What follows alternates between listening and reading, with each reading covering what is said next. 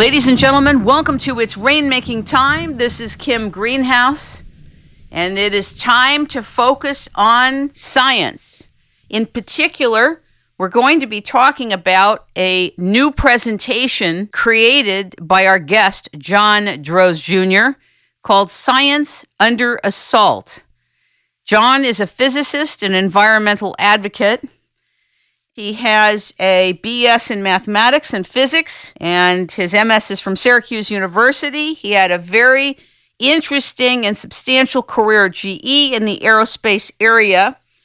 He was the large-scale integrated expert at GE that handled huge projects for them, and he was in components engineering, quality control, and has been extremely concerned about the corruption of science, that science is becoming a religion, and that the dogma of science is taking over the scientific process and the scientific method. We are going to talk today about his organization called wiseenergy.org, scienceunderassault.info, his newsletter, Energy and Environmental Newsletter, and his upcoming appearance at the Capitol to present this presentation, Science Under Assault.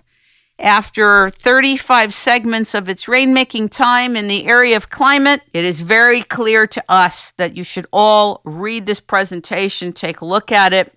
It's a synthesis of the segments we've done. It's a nice work, and you'll get the essence of it very, very quickly. Ladies and gentlemen, welcome physicist and environmental advocate John Droz Jr. to its rainmaking time. Good morning. Thank you very much, Kim. I appreciate the opportunity here to talk. Well, I appreciate you being here. It's a tough subject. To go into what you've written about in the presentation is difficult because you mention every facet of how science is being obstructed. And I think for us to be able to think critically, which is one of the main points in your presentation, we should talk about what led you to write this and why are you going to the Capitol? Well, it's actually a long story. The brief version is that I was able to retire when I was 34. I'm now 67. So the question is, once I retired from my position at GE, it wasn't anything to do with I didn't like it. I liked it a lot, but there was other things in life that I was also interested in doing. So I was always very interested in the environment. I had a home in the Adirondacks of upstate New York, lived on a lake. So to me, nature and the environment were a top priority of mine. So I decided one of the main things I was going to do with my time was to look into environmental matters. So the first one I tackled was water quality standards in New York State. The more I looked into that, the more distressing it became because I found out that the water quality standards weren't really all that good. So I embarked on a campaign to try to improve those water quality standards and dealt with three groups of people. One was citizens, trying to educate them about things like septic pollution and water, for instance.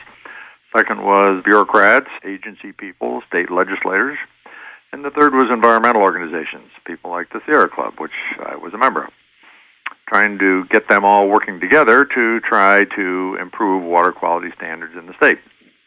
So what I learned in this experience, which took years, was that each one of these groups was somewhat different than I expected. But I was particularly disappointed with the environmental groups here. Despite their claim that they were interested in water quality standards and environmental issues, which certainly water quality standards would be a top one, their actual efforts when it came push to shove were quite minimal in New York State.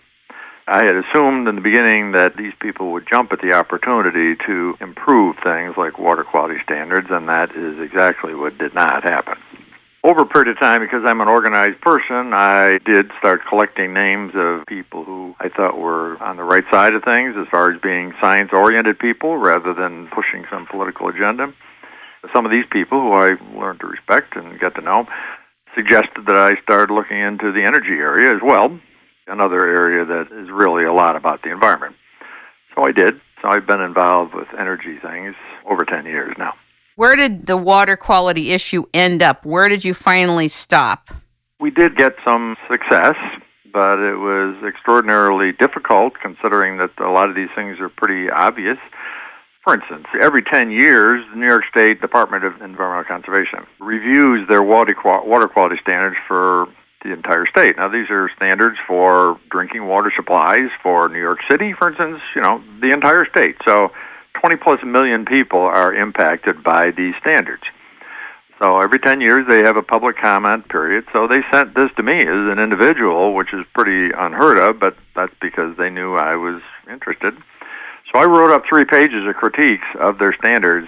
There were several serious deficiencies of them. And then I went, just to make sure that environmental groups were aware of this, I called over 30 major New York State environmental groups, people like the Sierra Club, and made sure they were aware that there was this 10-year window of opportunity here, that they had an opportunity to fix some of the problems here in the water quality standards, and they almost all said they were aware of it, and they almost all said they were going to send in something. And I said, well, I'd like to share with you what I wrote up so that maybe you can piggyback on that or whatever, but I've given this a lot of thought, so I sent them a copy of what I wrote besides. So they could choose to ignore that or whatever, but they gave them some extra food for thought. So after the time period for felicitations was over, I went to the DEC person who was coordinating this, and after submitting a Freedom of Information Act, I got a copy of all the submissions for everybody in the state about the standards.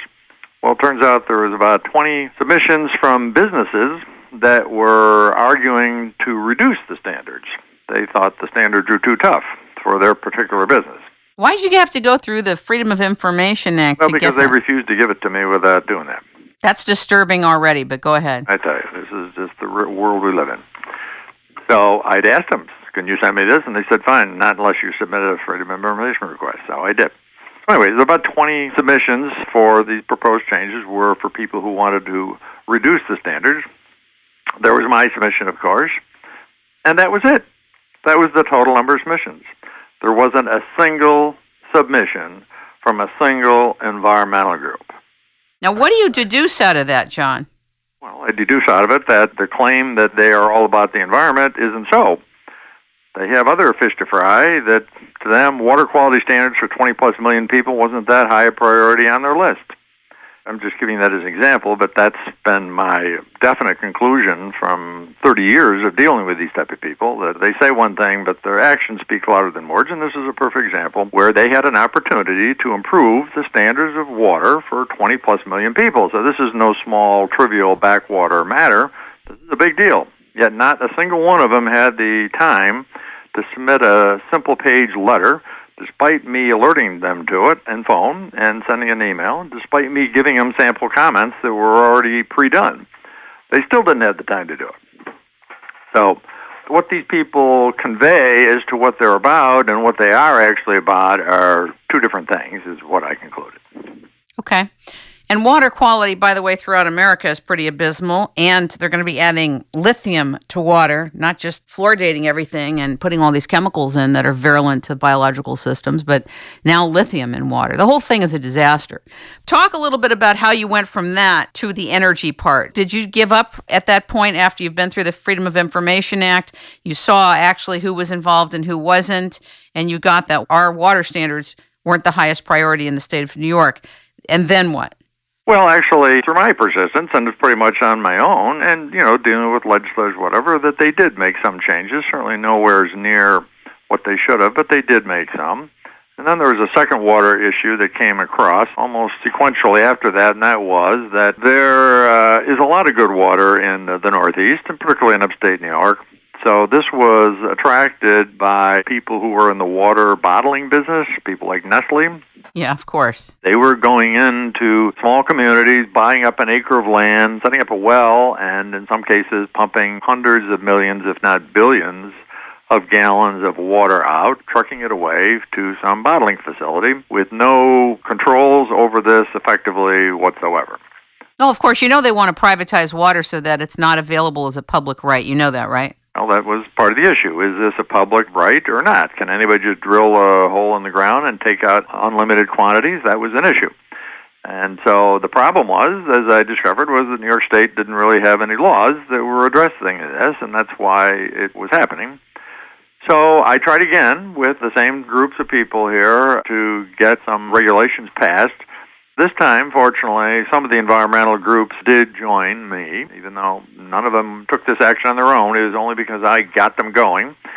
They did get together, but as soon as we got a group of about a dozen environmental groups together, there began to be serious infighting. For instance, there was one half of these environmental people who wanted to have meaningful, strict, what I would call, regulations.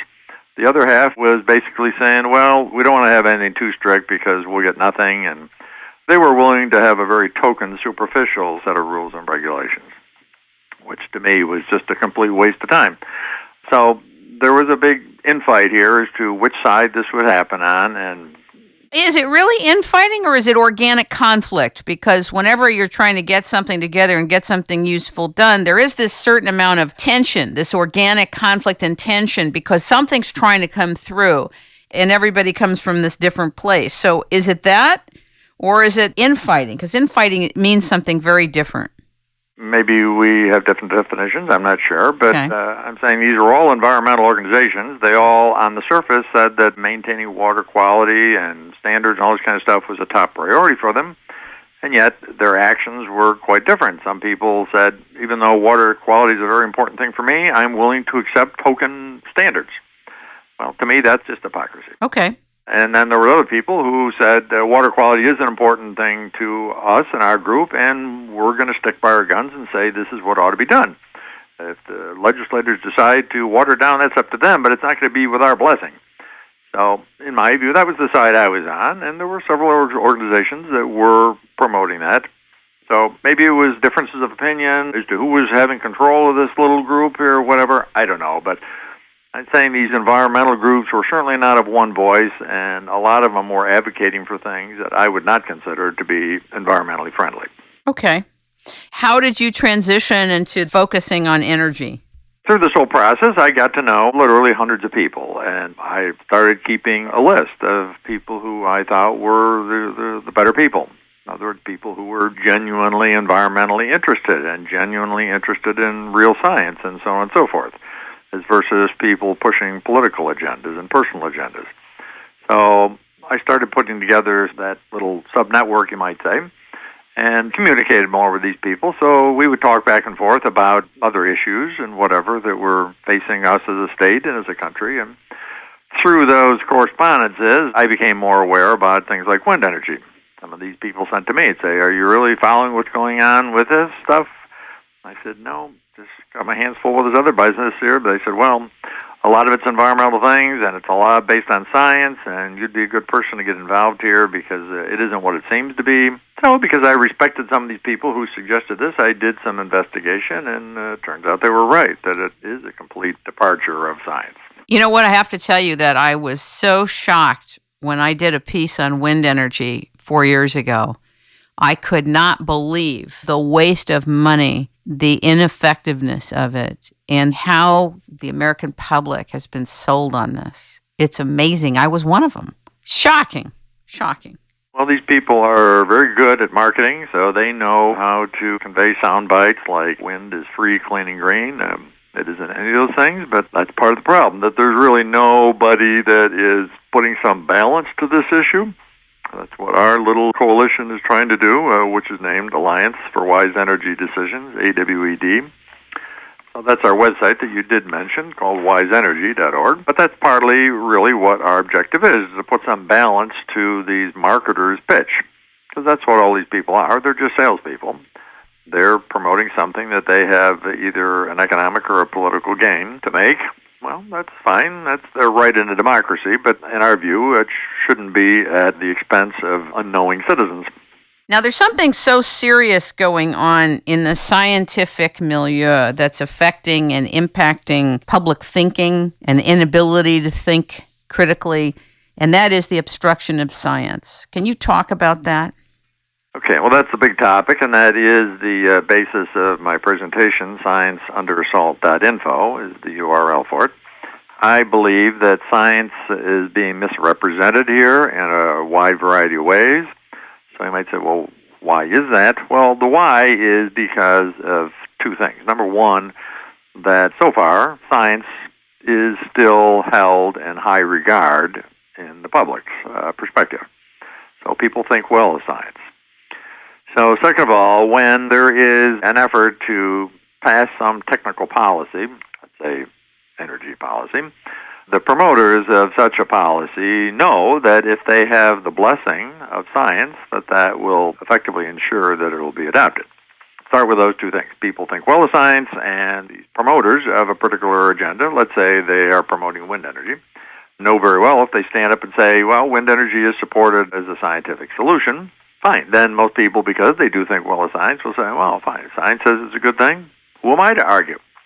And it'll be a pretty easy road for them to get things passed. And that's essentially what happened. That's how RPS's Renewable Portfolio Standards got passed in quite a few states, because people made those type of claims. And the problem is that most people, even though they've all had some science courses, typically in high school, have little actual understanding of what actually science is. And as you pointed out here, and in my view, and the view of some other people who are involved in this quite a bit, science ultimately is a process.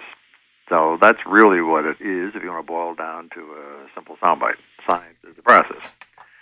So that's the question. When these people stand up and say wind energy, for instance, is scientifically proven to be a good thing, have these people actually gone through a scientific process to be able to make that claim?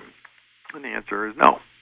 But the fact is, they know that most people don't even realize that science is a process, and even the ones that do probably don't even understand what the process amounts to. So how many people are going to call them on the fact that they're standing up there and making deceptive statements? And the answer is essentially almost nobody, except a few people like me. But almost nobody is going to object when they stand up and make these false claims about science.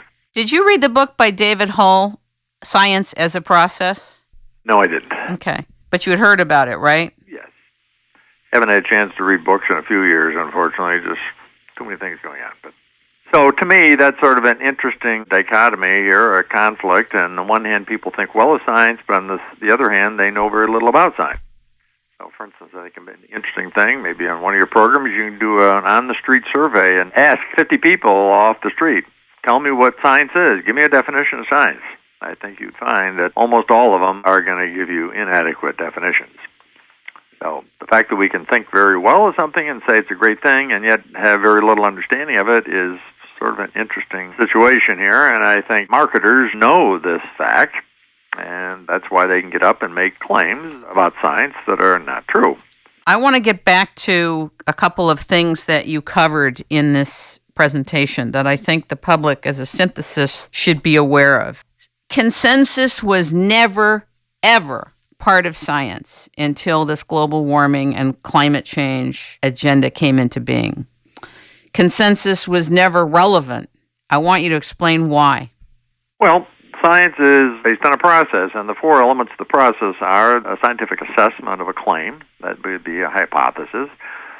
Let's say it's a theory of relativity or whatever from Albert Einstein. It would consist of four things: a comprehensive assessment, an objective assessment. A third would be a transparent. In other words, the data would all be available for everybody to inspect. And the fourth would be empirical, which means it'd be based on real-world evidence here. So, comprehensive, objective, transparent, empirical. So the question is, when people make a science claim, are they including these elements or not? And the answer is almost universally not. As an example, most of their claims are based on things like computer models. Well, a computer model isn't real world necessarily. I have been a computer programmer, programmed over 100,000 lines of code myself by hand. So the fact is there are innumerable assumptions made in a computer program that, number one, are not identified, and number two, are not proven. So just because they come and say, well, this computer program says that XYZ will happen, means very little, quite frankly. I did a whole segment on computer modeling and how that was the basis of the entire climate change, global warming propaganda. And I'm going to say propaganda because they weren't using real-world data. And we don't know what went into those computers. That's right. So when you add simulations into the mix as one of the primary elements of how they're deducing what they're deducing, and then you add the use of consensus, which never occurred in science. Then you add the peer review process, which we did a whole segment on that. People think peer review means if you don't get through peer review that something you're doing is not right or not accurate, et cetera. It has nothing to do with that. So I'm glad that you mentioned all this in your presentation, because each one of these areas, consensus, computer simulations, peer review, all these elements are the obstruction of science. Right. Well, I identified 15 different things I in know. my presentation there that are different ways that science is being falsely marketed to the public. But about your question there before about consensus is never a matter of science. I mean, we don't take a vote on something. As an example, I mean, when Einstein came out with a theory of relativity, do you think they take a vote of the experts at that time? Well, it'd be preposterous. I mean, first of all, most of them wouldn't have accepted it because it was a radical new idea. Even if they all did or they all did not, is irrelevant. Science is proven by facts or verified by facts. So it's never a consensus-based thing. We don't take votes on anything in science. The second thing is that most people don't realize is there's never been a legitimate vote anyways. Even if you believe that a vote is an appropriate thing, there never has been a legitimate vote among scientists about things like global warming. Never. There's been a couple of small surveys, but every one of those surveys has proven to be extraordinarily biased and flawed in how they phrase the question or who they actually ask the question of and things of that nature. But there's never been a real survey among scientists about anything, and I doubt there ever will be, because even if they did agree or not agree, it's irrelevant. So it's a complex thing. The average person thinks, well, if a bunch of scientists agree with this, that must make it so.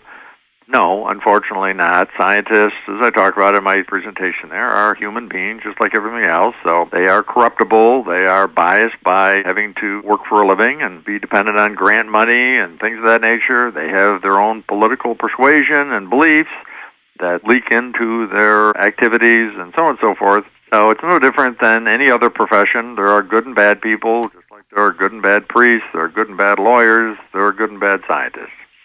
And unfortunately, in my experience, there are tens of thousands of scientists who are off the reservation.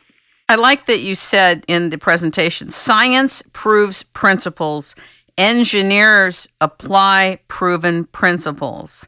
But there's confusion around this dynamic. Yes. Explain the confusion. Well, a lot of times when our legislators, well, let's say they talk about offshore wind energy as an example, the questions, if you look at the questions being asked, is, can we do this?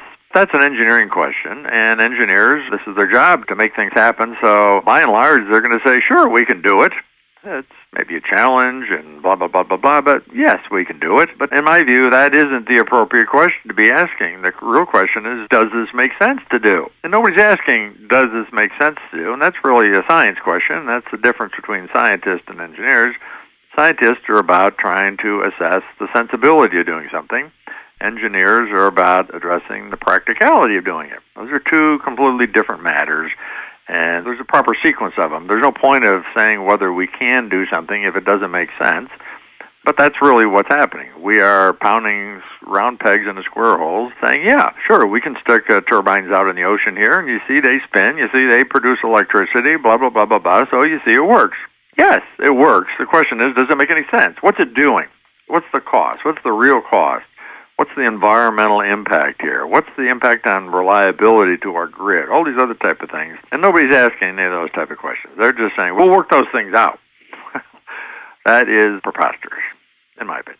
It reminds me of the healthcare package. Just sign it, everybody. It's 12,000 pages. We'll deal with the rest of the detail later. Something like that. Yeah.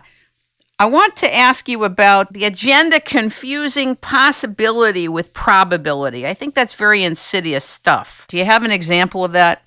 Well, since we're talking about wind energy, I see this all the time. For instance, in North Carolina, again, when we're talking about offshore wind energy, groups that are proposing wind energy is a great thing without any substance behind them, like the Sierra Club, tend to say all sorts of things like we have great offshore wind resources. So, yes, wind resources are there. The wind does blow, but we're switching the topic to, can this be done here? Yes, we can put them out there, and the propellers will turn based on the wind blowing. But that's not really the important question. The important question is, does this really make economic, environmental, and technical sense? And none of those things have anything to do with the fact that we can do it. The probabilities are misrepresented as making sense, and that just isn't so. You talk about the precautionary principle, and I think this is worthy of a mention. Yeah, it's a big deal. It is a very big deal. Talk a little bit about the precautionary principle. Well, the precautionary principle on the surface is one of these things that sounds innocuous and almost sensible. Basically, it's saying, let's be safe. Who doesn't want to be safe? But when it gets applied to the type of things we're talking about here, it ends up being an extraordinarily restrictive set of things here, so that we cannot do anything until we can prove it's going to be safe under all sorts of circumstances. This is really reversing the scenario here. It's sort of like in our legal system, we are innocent until proven guilty. Well, the precautionary principle effectively reverses this to saying it's assumed to be guilty until proven innocent. Yeah, but the people in charge cherry pick where the precautionary principle is going to be utilized. Yes. For example, with the smart meters, which are the stupidest, most horrific idiocy, violent to all biological systems, and they're just putting them in at the speed of light because they can. They've confused the public that they're smart and they're horrific. They've decided to turn a blind eye to that, so they've cherry picked where they're going to apply the precautionary principle. Absolutely. And the same thing goes for wind energy. The same people who are saying we're all about the environment, whether let's say it's the Audubon Society or whatever, when it comes down to it being a proven devastating source of bat and avian kills, they shrug their shoulders and say, well, what can you do? We have to deal with what we've got and blah, blah, blah, blah, blah. So all of a sudden the precautionary principle that they profess such a great concern for goes completely out the window. Particularly when it comes to microwave radiation or any type of electromagnetic radiation. We did a lot of segments here in the area of dirty energy, and I was in shock to find out on a completely separate level that wind energy produces so much dirty energy that if people had any idea, they would drop it fast, just on health reasons and biological reasons, having nothing to do with the fact that it's ineffective, it's not economical, the fact that it doesn't do what people think it does, all that kind of stuff. This just adds a whole other level of idiocy to it. That's the problem when you bypass a scientific assessment of something. I have no problem with people stepping forward and saying XYZ alternate energy is something we ought to be considering. That's fine. But my answer to them is, fine, if you think XYZ, alternate source of energy, is a good thing, then put forward a scientific assessment that proves it. It's as simple as that. But instead, these people bypass that and go to legislators and say, look, you stand up here for wind energy, we're going to market you as being a green-friendly person. That'll be something that our members here will support and send you money for. And so it all comes down to some political decision that has no basis in science whatsoever. I like that you wrote that there's an attempt to use scientists to imply scientificness, and that's a really important distinction. Most people think if half a dozen scientists author a report, 6 PhDs from Stanford, let's say, that in turn implies that this is a scientific report. But unfortunately, that is simply not so. Absolutely not so. A report is only a scientific report if it meets the standards of science. In other words, if it follows and adheres to the process of science. So whether it's signed by 6 PhDs or 6,000 PhDs is irrelevant. The only question is, did this report or study follow the process of science here? And unfortunately, most of them don't. I saw that in your presentation, you talk about environmentalism as a religion, and that science deals with facts and religion deals with faith. And I have to tell you that I was there. I was one of the people who believed what I was being told. And I don't think that there's anything wrong with feeling so connected to Gaia, to the earth, and to plants, and all the beauty that's here, and protective of it, and willing to go to bat on behalf of what you understand that to be. I have compassion because I'm still one of those people. What's the tragedy, John, to me, is that all that has been hijacked. All that connectedness, all that feeling toward the earth, all of that commitment toward recycling, toward taking care of what's here, is really being hijacked by a subculture run by very few people, but with tons of money, access to the media full-time, and an ability to brainwash the entire public, of which I was one of them. As you heard me say, I come from an environmental background, so right. I agree with what you're saying. So it's a tragedy. It is a tragedy. These people have effectively hijacked well-intentioned citizens here to be part of a political agenda. You know, even the spraying of the air. This spraying project has been going on for at least 25 years. And now people like Bill Gates and Al Gore are coming out and saying that, well, of course we have to do that to stop global warming. Basically, they can do whatever they want. The thing is, when you write about cognitive dissonance in your presentation, why did you bring that up? Well, this is a good term. A lot of people don't really understand what that means but it's rampant in the business, in my view. Yes. Cognitive dissonance effectively means that you're presented with the facts, but you distort the interpretation of the facts in such a way to continue on doing something wrong. The term originated from a woman back in the 1950s who believed that the Earth was going to be destroyed by alien forces. And she was very convincing in her beliefs and her presentation of those beliefs. And she got a substantial number of people convinced that this was going to happen, so they sold everything they had and went to a particular spot where they were told they were going to be saved as believers. She had a specific date and all that as far as when this was all going to happen. And naturally, when the time came, nothing happened. So that was the question, is say, okay, what are you going to do? They had an obvious choice of saying, oops, we made a mistake here, we were wrong, and this whole thing is a charade. They could have said that, but they chose not to. Instead, they adopted a new set of beliefs, and that was that these aliens, they were going to attack the planet, took pity on these people and said, okay, hey, we're going to change our plans and not wipe out the Earth here because of these good people. So they've just made up another story to be consistent with their delusion. And that's effectively what cognitive dissonance is that irrespective of the facts, people are going to continue on with having some delusion because their faith is more important than facts. There were some references I gave in my presentation there about how, in some cases, people actually become more entrenched in misbeliefs the more facts they're presented with. My understanding of cognitive dissonance is that it is a dissociative ability that we all have to not deal with reality or facts. Could be. And it's in every profession. But I think it's an important thing because, for example, if you talk about the spraying of the air project, people will accept that the air is being sprayed with virulent chemicals that are toxic to all biological systems in the context of climate change. Well, we have to do it, right? So take the barium, take the aluminum, take the mercury, take the other stuff that's in there at nanoparticulates. Go ahead and breathe it in. And that's also on all the snow melt. It's in the water. It's on the land. It's for the animals that we eat and depend on. The bottom line is there's cognitive dissonance if the environmental groups don't see that this is a charade. It's a total charade.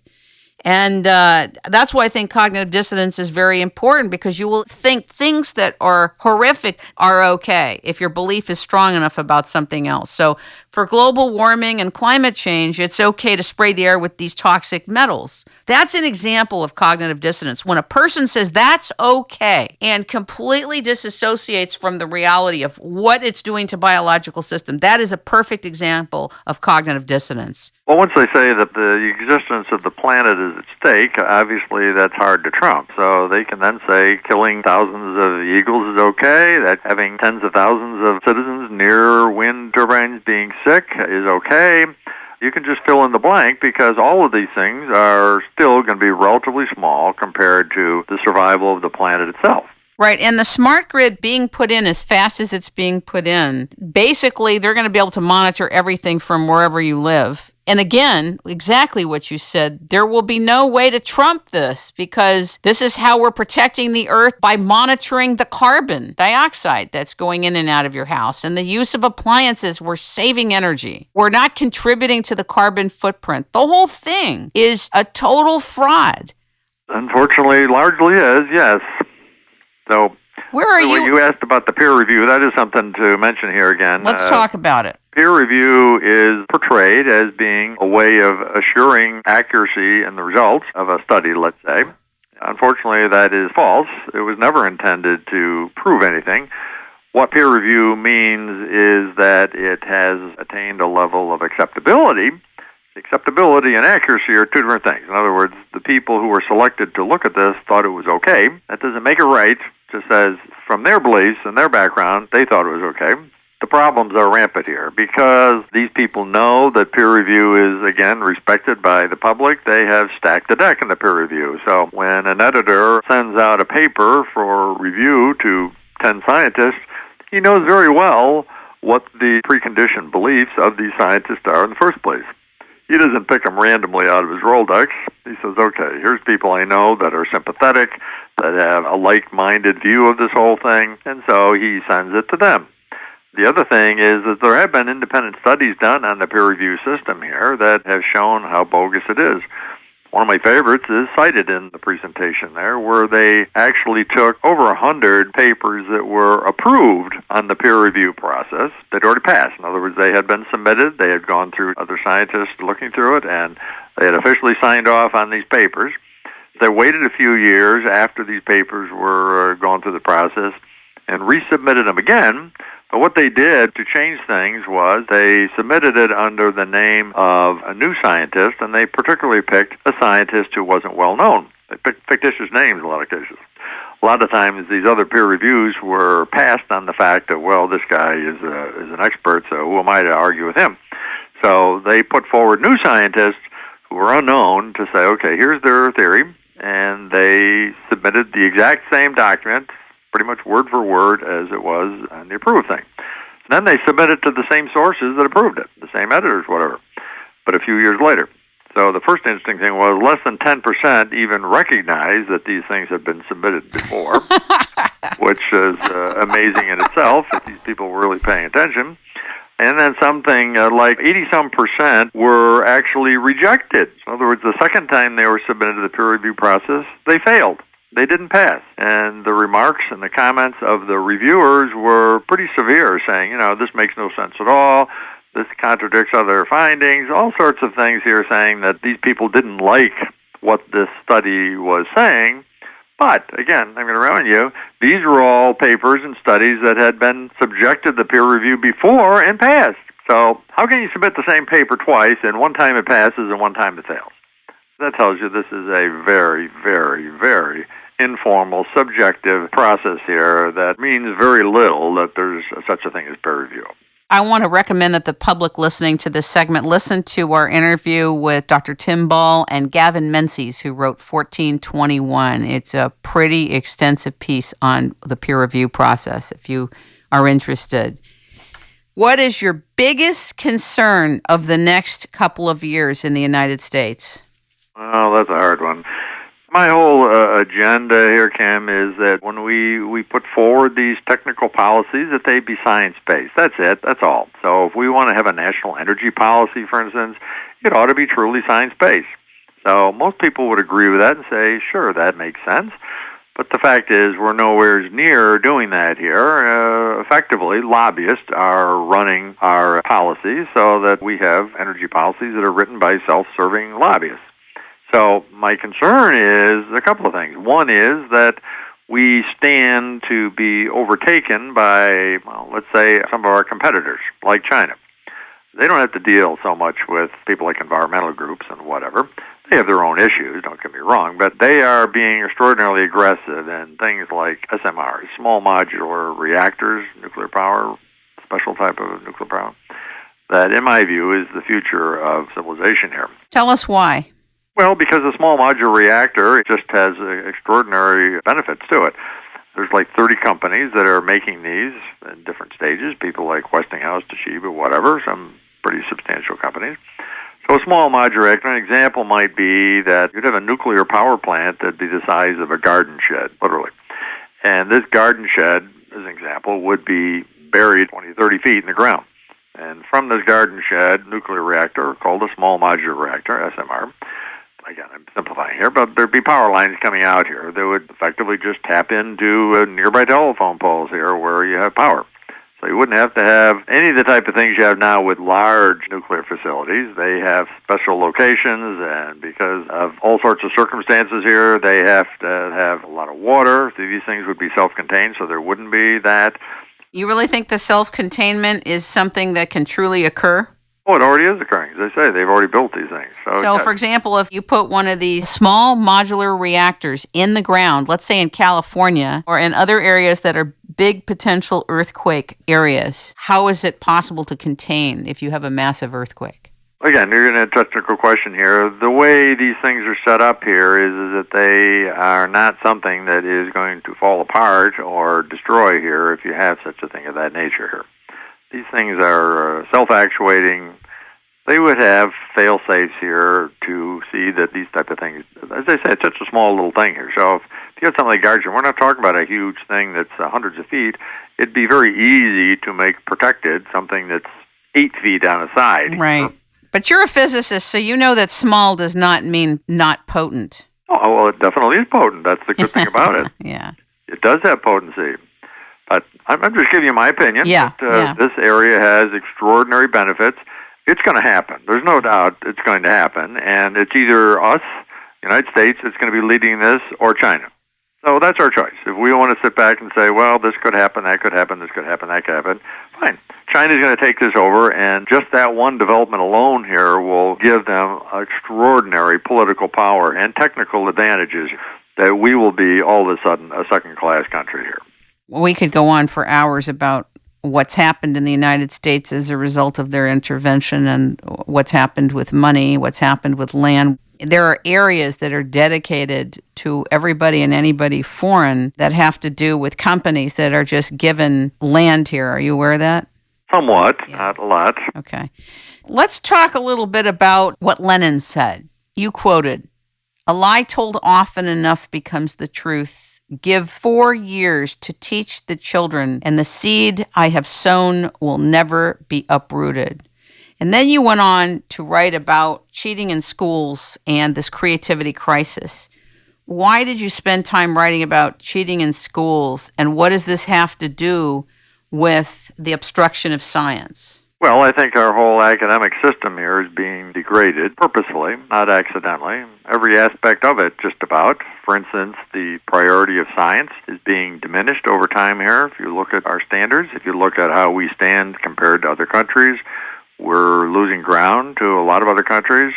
If you look at things like grade inflation, this is a very bad thing. Pernicious, I would say, if you want to use a big word. Yep. That is effectively undermining our whole academic system here, that students here get out of school with having a 4.0 grade average, and they know relatively little because of grade inflation.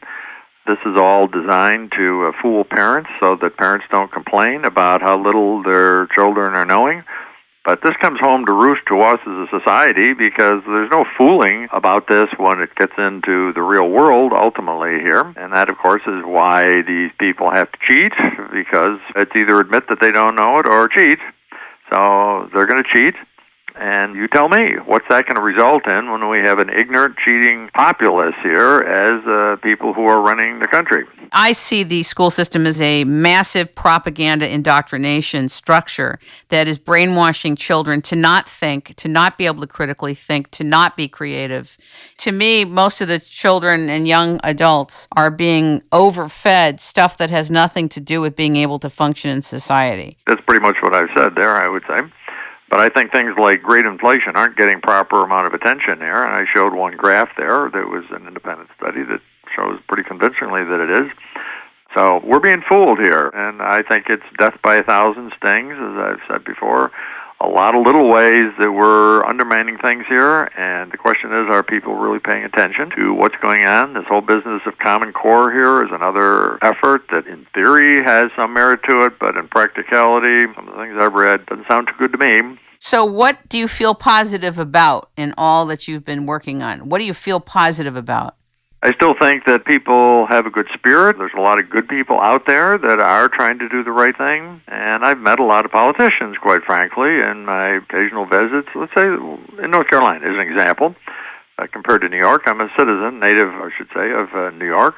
But I found the North Carolina legislator, to their credit, to be much more open than I expected them to be.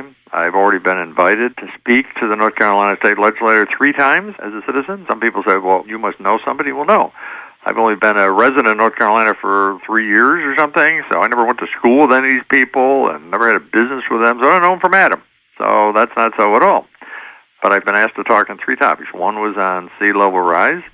One was on wind energy, and the third, most recent one that we're talking about here is about how science is being degraded. the fact that I was asked by state legislators to talk about these things, I take as a very good positive sign. The fact that I'm being asked by Congress here, this House Science and Technology Committee, this isn't me doing this. This is being sponsored by the House Science and Technology Committee. They think enough of what my presentation is about to say, look, we want you to come and speak to Congress and their aides about this. I take that as a good sign. And you'll be there on the 17th of October. That's correct. Fantastic. John Droz Jr., I want to thank you for joining us on the show today to hear about your work and to talk about different aspects of your presentation. And for those of you who would like to read his presentation that he'll be presenting in Washington, go to scienceunderassault.info. And also, please take a look at his website, wiseenergy.org. He has an environmental newsletter called Energy and Environmental Newsletter. You can sign up and get that. And I want to thank you for your time and your dedication to making things clear to the public. Thank you so much for being with us. We appreciate the opportunity, Kim, and thank you for your speaking out as well. Thank you, John.